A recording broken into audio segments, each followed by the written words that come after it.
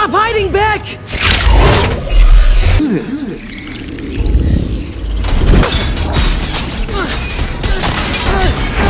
I mean, look at yourself. You are just a scared little kid in a sweatsuit.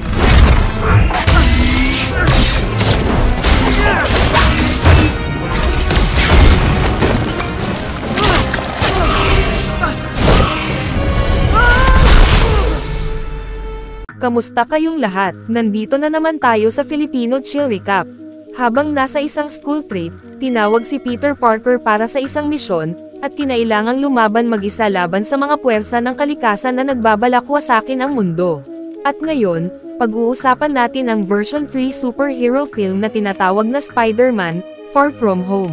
At bago tayo magpatuloy ay isa-shoutout muna natin si Kyle Matthew Manlapas, JR Hajihad, Dark Nero, Jeffrey Bore from Cebu, John Rainier Araza from Mahayag Villarreal Samar, Luis Venezuela from Zamora Street Paco Manila, at Steven Vicente from Tarlac.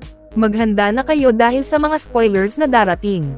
Sa isang ekspedisyon sa Mexico, sina Nick Fury at Maria Hill ay nagsisiyasat sa isang sakunang naganap sa lungsod ng Zenko, kung saan may labanan na nagaganap sa pagitan ni Mysterio at ng isang elemental. You don't want any part of this. Samantala, patuloy na namumuhay ng tahimik si Peter Parker sa New York at naghahanda para sa isang 2-week trip sa Europe kasama ang kanyang mga kaklase. Sa school trip na iyon, balak ng binata na isakatuparan ang plano niyang mapalapit kay Michelle Jones, na mas kilala bilang MJ, ang kanyang kaklase. Habang nag-iimpake siya, sinusubukan ni Aunt May na kumbansihin siyang isama ang kanyang Spider-Man uniform para maisuot kung sakaling may emergency. Ngunit tumanggi si Peter, dahil nais niyang magpahinga muna mula sa pagiging superhero habang nasa ibang bansa. Pagkalipas ng ilang oras na biyahe sakay ng eroplano, dumating sina Peter, Ned, at ang iba pang estudyante sa kanilang unang destinasyon. Sa immigration, kinailangang buksan ni Peter ang kanyang malita para inspeksyonin, at doon niya nakita ang Spider-Man costume na may kalakip na note mula kay May. Sa kabutihang palad, hindi nagduda ang inspector na siya ay maaaring superhero kaya nakapagpatuloy siya ng hindi nabubunyag ang kanyang lihim. Pagdating sa Venice, gumamit sila ng bangka para makarating sa kanilang hotel. Pagkatapos mag-ayos ng gamit, dinala ni Mr. Harrington ang mga estudyante para mamasyal sa lungsod. Bumili si Peter ng kwintas na balak niyang ibigay kay MJ bilang regalo. Habang naglalakad siya ng payapa sa mga kalye, napansin niya ang kakaibang galaw ng tubig. Biglang lumitaw mula sa lawa ang isang dambuhalang halimaw. Nang makita ito, nagsitakbuhan ang mga tao, pero marami ang hindi nakaligtas agad. Nang mapansin ni Peter na papalapit na ang halimaw tubig sa isang tulay na puno ng tao, agad siyang kumilos para tulungang lumikas ang mga tao, ngunit siya mismo ay inatake. Biglang lumitaw ang isa pang superhero na gumamit ng kakaibang kapangyarihan para pigilan ang halimaw. Nakita ni Peter na may suot itong helmet na kahawig ni Doctor Strange, kaya nagpasya siyang tumulong para mailayo ang halimaw mula sa kanal at mailigtas ang mga tao. I can help! Let me help! I need to lead it away from the canals!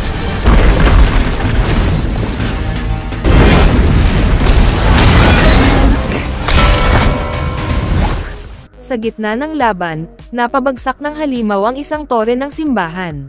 Ginamit ni Peter ang kanyang web para pigilan ito, ngunit nagawa lang niyang pabagalin ang pagbagsak dahil masyadong mabigat ang tore. Samantala, tinalo ni Mysterio ang halimaw tubig gamit ang kanyang kapangyarihan at tuluyang winasak ito. Mula noon, nakilala siya bilang bagong bayani ng lungsod at pinalakpakan ng mga tao. Kinagabihan, pauwi na si Peter sa hotel nang bisitahin siya ni Fury. Ipinaliwanag ng ahente na isang linggo na ang nakalipas, binura ng isang hurricane ang isang baryo sa Mexico. Ayon sa mga testigo, may mukha raw ang bagyo. 3 araw matapos iyon, may kaparehong pangyayari naman sa Morocco. Pinaghihinalaan ni Fury na may mas mataas na talino sa likod ng mga sakunang ito. Habang naglalayag sa Venice, iniabot ni Fury kay Peter ang isang pares ng salamin at sinabing ito ay iniwan sa kanya ni Tony Stark, na kamakailan lamang ay pumanaw.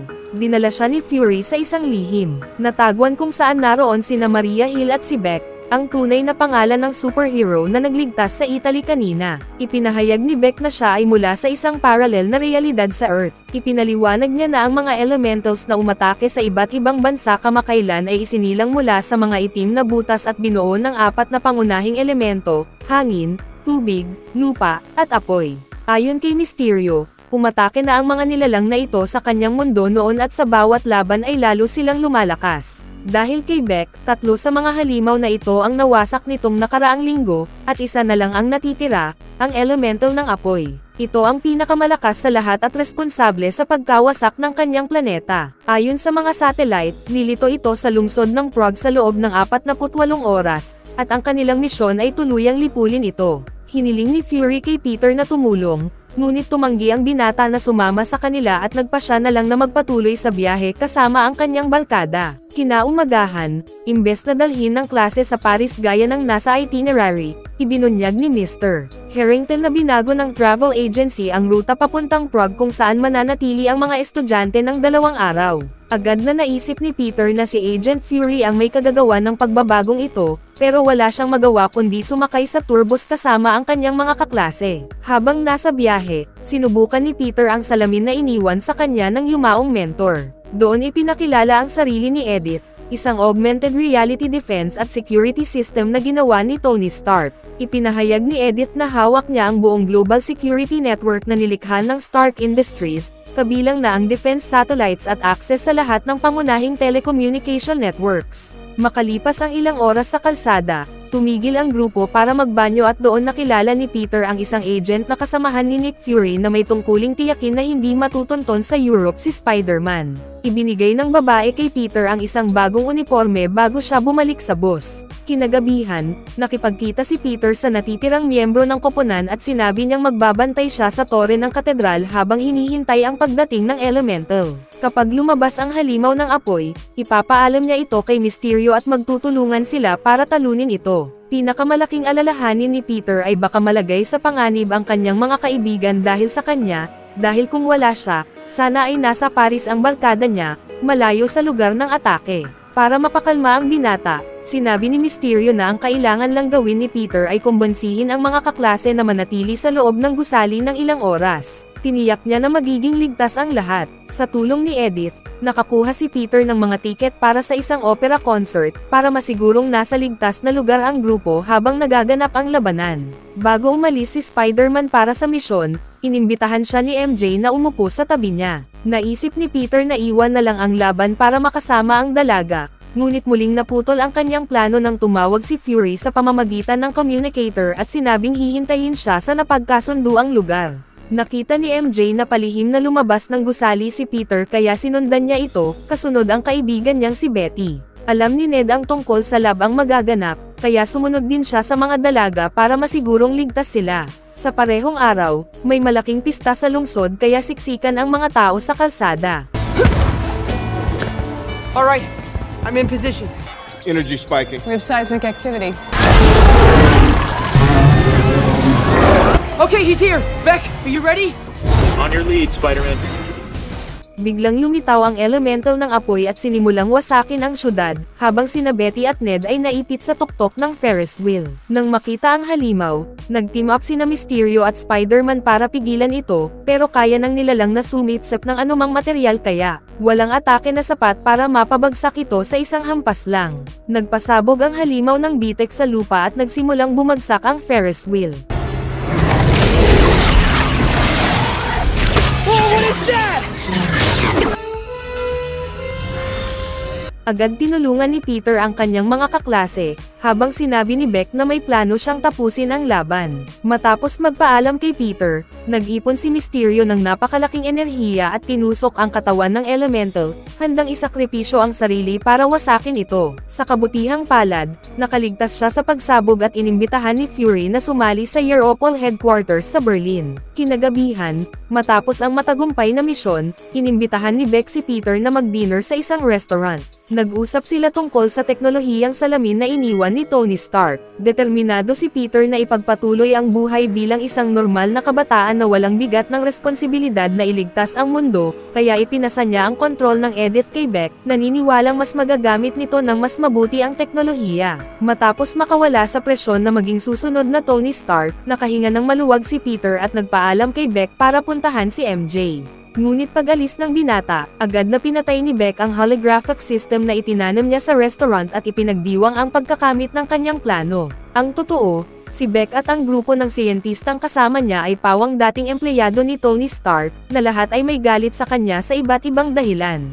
Ginamit nila ang kanilang kaalaman para lokohin si Fury at magpanggap na may nagaganap na mga pag-atake ng elementals sa iba't ibang bahagi ng mundo, pero ang lahat ay planado ni Beck. Nagawa niyang linlangan ang lahat sa pagpapanggap na may superpowers, kahit ang totoo ay gumagamit lang siya ng drones at high-tech na kagamitan na lumilikha ng perpektong hologram, kaya niyang lokohin ang bilyon-bilyong tao gamit lang ang ilusyon. Pagbalik ni Peter sa hotel at makita si Ned, nalaman niyang tapos na ang school trip. Dahil sa dalawang magkasunod na atake na naranasan ng mga estudyante, tinawagan ng mga magulang ang guro at hiniling ang agarang pagbabalik ng mga kabataan sa United States. Alam ni Peter na iyon na ang huling pagkakataon niya para makasama si MJ sa Europe. Nagpa siya si Peter na yayain si MJ sa isang date, at habang naglalakad sila, nalaman niyang natuklasan na ng dalaga ang kanyang lihim bilang Spider-Man. Matagal nang napapansin ni MJ si Peter at inamin nitong nakita niya mismo ang laban niya laban sa elemental ng apoy noong gabing iyon. Ipinakita ni MJ ang isang device na nakuha niya sa lugar ng labanan, at biglang nag-activate ang image projector. Matapos suriin ang makina, napagtanto agad ni Peter na peke ang mga elementals at natuklasan niyang si Mysterio pala ang totoong may kagagawan ng lahat ng pagkawasak. Nang maunawaan niya ang malaking pagkakamaling ibinigay niya ang salamin ni Tony Stark sa isang supervillain, nagdesisyon siyang umamin kay MJ na siya nga si Spider-Man, at bumalik silang magkasama sa hotel. Samantala, abala si Beck sa kanyang headquarters, ni-rehearse ang choreography para sa susunod na drone attack. Ngunit sa pagkakataong ito, balak niyang pataasin pa ang bilang ng mga biktima, dahil alam niyang mas malaki ang sakuna, mas hahangaan siya ng publiko kapag tinalo niya ang mga nilalang na sanhi nito. Napansin niyang may problema sa kanyang suit, at sinabi ni William na nawawala ang projector ng isa sa kanyang mga drone noong labanan. Upang mahanap ang ebidensyang posibleng makasira sa kanyang buong plano, in-access ni Beck ang footage mula sa drone at nadiskubreng si MJ ang nakakuha ng projector. Dahil dito, alam na ni Peter Parker na naloko siya, at napagpasyahan ni Beck na kailangan niyang patayin ang binata para hindi mabunyag ang kanyang lihim. Hindi alam ni Peter na siya na ang susunod na target ni Mysterio. Pinlano niyang pumunta sa Berlin para isiwalat ang katotohanan kay Fury, dahil hinala niyang nakikinig si Beck sa kanyang cellphone. Habang nagsusuot ng kanyang superhero costume, dumating si Ned at tinangkang ilihis si MJ, pero inamin ng dalaga na alam na niya ang lihim ni Peter. Sinabi ni Peter sa kaibigan na peke si Mysterio at ang mga elementals ay gawa lamang ng holographic projectors. Hiniling niya kay Ned na tawagan si Aunt May at sabihing ipaalam kay Professor Harrington na bibisita siya sa pamilya sa Berlin. Don't tell anyone about this, okay? Anyone who knows is in danger.